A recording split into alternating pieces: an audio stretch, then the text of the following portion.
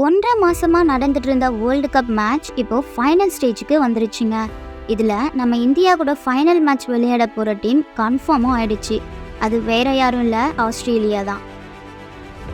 என்னதான் பாகிஸ்தான் நமக்கு பரம எதிரியாக இருந்தாலுமே ஆஸ்திரேலியாவுக்கும் நமக்கும் பல வருஷம் பாக ஒன்று இருக்குது. 90s கிட்ஸ் எல்லாருக்குமே தெரியும், கடைசியாக நம்ம ஆஸ்திரேலியா கூட 2003 வேர்ல்டு கப் ஃபைனல் மேட்ச் அப்போ எவ்வளவு மோசமாக தோத்துன்னு.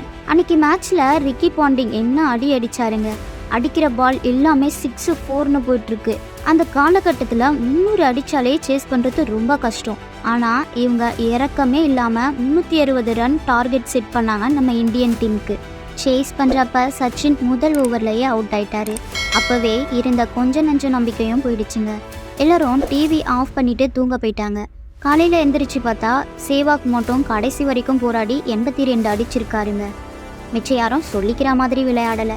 234 ரன்னுக்கு ஆல் அவுட் ஆயிட்டாங்க. உலகக்கோப்பை கனவு தகர்ந்து போன அந்த மேட்ச் நம்மள பல பேருக்கு இன்னும் மறக்க முடியாத ஒரு மேட்சாக இருக்குது. அந்த காலகட்டத்தில் திடீர்னு எங்கேருந்து ஒரு ரூமர் கிளம்பிச்சுன்னு தெரியலங்க. அந்த ரூமர் என்னன்னா, ஃபைனலில் Ricky Ponting spring bat use பண்ணியிருக்காரு, அதை கண்டுபிடிச்சி ரீமேட்ச் வைக்க போகிறாங்கன்னு. ஸ்கூல் காலேஜ்னு எங்கே பார்த்தாலும் இதை பரப்பி எல்லாரும் டெய்லி என்னைக்கு ரீமேட்ச்னு நியூஸ் பேப்பர் பார்த்துட்டு இருந்தாங்க. ஆனால் கடைசி வரைக்கும் ரீமேட்ச் நியூஸ் வரவே இல்லை. அப்புறம் ரொம்ப நாள் கழிச்சு தான் அது ஒரு ரூமர்னு தெரியவே வந்துச்சு. சோஷியல் மீடியா இல்லாத அந்த காலகட்டத்திலையும் எப்படி இந்த ரூமர் இவ்வளவு ஸ்ப்ரெட் ஆச்சுன்னு இன்னைக்கும் தெரியலங்க.